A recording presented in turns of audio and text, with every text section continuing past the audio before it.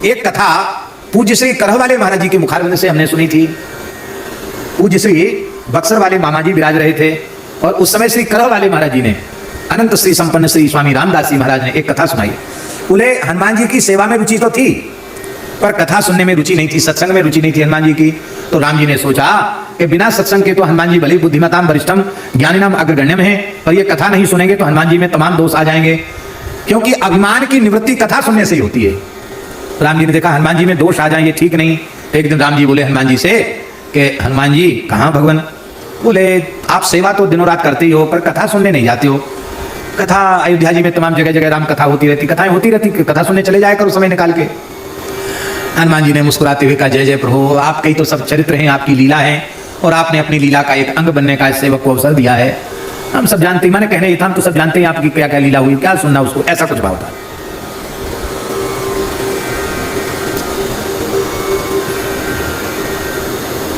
फिर भी राम जी ने कहा देखो हनुमान जी बात तो सही है पर कथा तो सुननी चाहिए, कथा सुनने से बहुत लाभ होता है। हनुमान जी ने कहा आप कह रहे हैं तो सुन लेंगे पर हम कहां कथा सुनने जाएं? बड़ी समस्या है महाराज जी। अब कोई छोटा मोटा व्यक्ति कथा कहने बैठे और यदि हम अपने मन में अहंकार रखते हैं तो हमारे मन में क्या होगा, अरे ये तो हमारा विद्यार्थी है, अभी अभी कथा बांचना सीखा है, क्या कहेगा हमारे सामने, क्या बोलेगा, हम क्या कथा सुनने जाएं? ऐसा भी आता ना वो मन के उसकी कथा में हमको क्या जाना, हम क्या जाएं उसकी कथा में।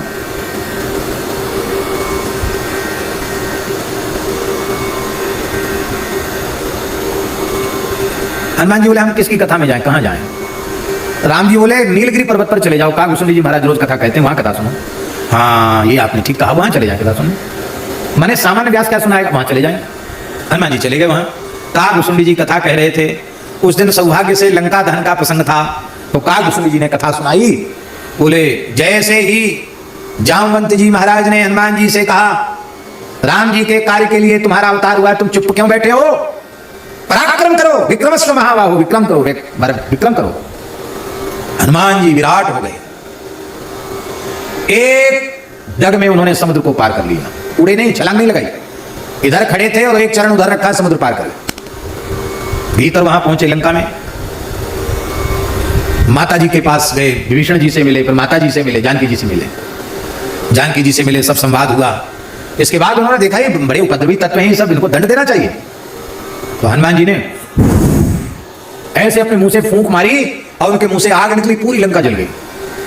फिर जानकी जी की सुध लेके संवाद करके चूड़ामणि लेके राम जी के पास आ गए। हनुमान जी सुनते तो रहे कथा पर बड़े उदास हुए कि देखो वक्ता लोग कितना बढ़ा चढ़ा के बोलते हैं, कितना झूठ बोलते हैं। हम लांघने वाले समुद्र, कैसे हमने छलांग लगाई हैं, बीच में कौन कौन मिला, फिर कैसे मशक समान रूप कब धरी, फिर कहां कहां घूमे, फिर जुगत विभीषण सकल सुनाई। बड़ी मुश्किल से जानकी जी का दर्शन हुआ, फिर हमारी पूंछ में लत्ता लपेटे गए, घी तेल लगाया गया, कपूर लगाया गया, फिर आग लगाई गई। तो ये क्या कह रहे हैं कि फूंक मार के लंका जला दी, एकदम झूठ बोल रहे हैं। और कुछ बोले नहीं। वहां से आए राम जी के पास, राम जी ने कहा हनुमान जी कथा सुनाए? बोले हाँ कथा तो सुना है महाराज। कहाँ आपने कहा था तो चले गए, अच्छी लगी कथा महाराज, कथाएं तो बहुत अच्छी होती हैं, आपका चरित्र अच्छा ना हो ये कैसे संभव है, बहुत अच्छी कथा होती है आपकी, अब नित्य जाया करो। बोले हाँ महाराज देख लेंगे, आप जैसी आज्ञा करें, कभी जैसी फुर्सत होगी जरूर विचार कर लेंगे। मन उनका हल्का हो गया था, क्योंकि उनके मन में आ गया कि वक्ता झूठ बोलते हैं। तो राम जी ने ऐसी बात सुन रहे थे और अपने अंगुली की अंगूठी निकाली, राम जी ने निकाल के ऐसे ऐसे देखने, देखते देखते भगवान के हाथ से चिटक के गिर गई अंगूठी, गिर गई। तो राम जी कहे हनुमान जी उठाओ अंगूठी उठाओ। जैसे अंगूठी को पकड़ने के लिए हनुमान जी झपटे, अंगूठी आगे बढ़ गई। हनुमान जी तो मनोज बम मार तुल्य वेगम है, बहुत तेजी से चले, पूरे ब्रह्मांड में घुमा लाई अंगूठी को पकड़ ही नहीं पाए। बल और वेग का अभिमान हनुमान जी का चूर चूर हो गया। बोले अब तो बिल्कुल हिम्मत नहीं है। तब तक वो अंगूठी महाराज पूरे ब्रह्मांड का चक्कर लगाकर हनुमान जी को लगवाकर सुमेरु पर्वत की एक कंदरा में प्रविष्ट हो गई। हनुमान जी बोले हम तो अंगूठी लाने का आदेश है, हम तो जाएंगे। कंदरा में जैसे प्रवेश करने लगे तो एक विशाल काय बानर कंदरा के गुफा के द्वार पर खड़ा था, मणियों से जटित आभूषण थे, लाल लंगोटा कसे हुए। ए बंदा कहां जा रहा है, हम क्यों खड़े, किसलिए खड़े, हमसे पूछना चाहिए। हनुमान जी ने कहे क्या बोलता है, हमको पहचानता नहीं है, कौन हो तुम? मैं वही हनुमान नाम का बानर हूं जिन्होंने समुद्र को लांघ लिया था, लंका जला दी, मैं राम जी का सेवक हूं। यह सुनती वो बानर बड़ी जोर से ठहाका लगा के हंसा। अरे बोले बा झूठ बोलने में नहीं कोई लाज नहीं आती, इतना निर्बल कमजोर बानर अपने को हनुमान बता रहा है। आश्चर्य, झूठ की भी कोई सीमा होती है। मैं तेरे बहकावे में आने वाला नहीं हूं, तू हनुमान नहीं हो सकता। श्री हनुमान जी महाराज तो भीतर विराजमान है। हनुमान जी बड़े आश्चर्य में पड़े कि मैं हनुमान जी, दूसरे हनुमान जी कहां से आ गए। तो हनुमान जी बोले कि अच्छा ठीक है, आप हमें हनुमान मानो या न मानो, पर हमको हनुमान जी का दर्शन तो करा दो। बोले हम पूछ के आवे। बोले ठीक है, आप यहीं खड़े रहे ना। बोले यहीं खड़े। वो बानर गया भीतर। बोले महाराज ऐसे एक बानर कहता हम हनुमान हैं, आपका दर्शन करना चाहते हैं। बोले हाँ वो हनुमान जी ही है, तूने उनका अपमान तो नहीं कर दिया। महाराज मैंने तो अपमान कर दिया, हम तो आपको ही हनुमान जी समझते रहे। नहीं, कल्प कल्प प्रति प्रभु अवतरे ही, चारु चरित नाना विधि करे ही। प्रत्येक कल्प में प्रभु का अवतार होता है। जब जब भगवान प्रकट होते हैं हनुमान जी सेवा में आते हैं। इस कल्प में जो राम अवतार हुआ उस कल्प के हनुमान जी तो यही है। जाओ उनको प्रणाम करके क्षमा मांगो, बड़े आदर पूर्वक उनको लेके आओ। बानर ने कहा महाराज हम पहचानते नहीं थे, आप क्षमा करना, आप हनुमान जी हो, हमने कुछ उटपटांग बोल दिया तो आप क्षमा करना। प्रणाम किया, बड़े आदर पूर्वक लेके गया। तो वहां जाकर क्या देखा महाराज जी, एक दिव्य मणियों से जटित सिंहासन पर हनुमान जी बैठे हैं। हाथ में उनके सुवर्णी है, तुलसी की 27 दाने की माला। और उस पूरी गुफा, बड़ा भारी महल जैसी हमारा गुफा नहीं है, महल है भीतर।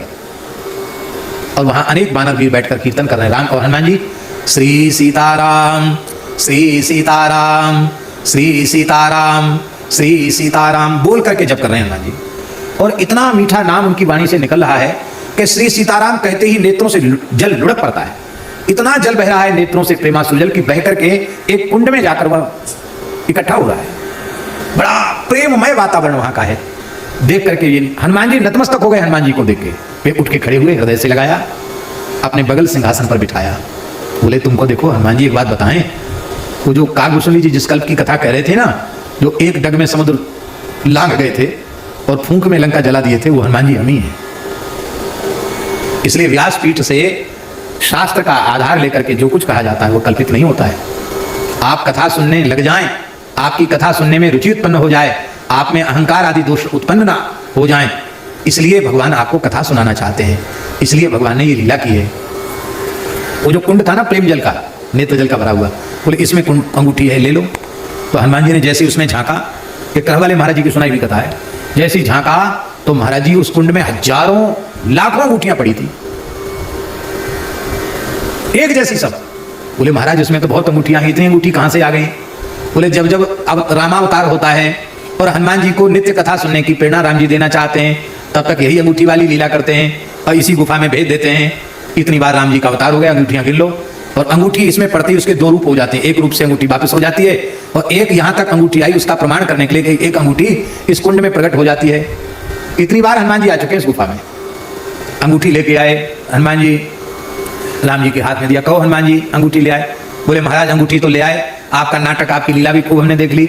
अब एक प्रार्थना है आपसे। क्या? हम आपसे कुछ मांगना चाहते हैं। मांग लो, आज तक तो तुमने कुछ मांगा नहीं, आज मांगना चाहते हो, अच्छा मांग लो। हनुमान जी ने क्या मांगा? यावत् तव कथा लोके प्रचरिष्यति पावनी तावत् स्थास्यामि देशमिस्तवाज्ञामनुपालयन्। हे प्रभु, जब तक आपकी कथा सुधा गंगा इस धरती पर बहती रहेगी तब तक मैं धरती छोड़कर कहीं नहीं जाऊंगा, निरंतर कथा ही सुनूंगा। महाराज और एक प्रार्थना और है। क्या? बोले धरती पर अनंत स्थानों पर एक साथ कथा हो तो मुझ में अनंत रूप धारण करके कथा में पहुंचने की सामर्थ्य हो जाए, किसी कथा से मैं वंचित न रह जाऊं। भगवान बोले एवमस्तु।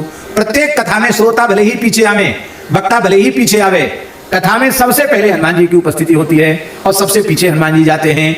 यत्र यत्र रघुनाथ कीर्तनम तत्र तत्र कृतमस्तकांजलिम वाष्पवारि परिपूर्ण लोचनम मारुतिं नमत राक्षसांतकम। ऐसे हनुमान जी महाराज हैं जो नेत्रों से सुधार बहती रहती है और वे अत्यंत कृतज्ञ भाव से कथा सुनते हैं। हनुमान जी अपनी बुद्धि और विद्या का अहंकार करें तो उन्हें कथा सुनाने वाला संसार में कौन पैदा होगा? कोई कथा नहीं सुना सकेगा। हमारे पूज्य गुरुदेव भक्तमाली जी महाराज कहते थे कि विज्ञ व्यक्ति को भी अज्ञ बनकर कथा सुननी चाहिए। अज्ञ बनकर कथा सुनो।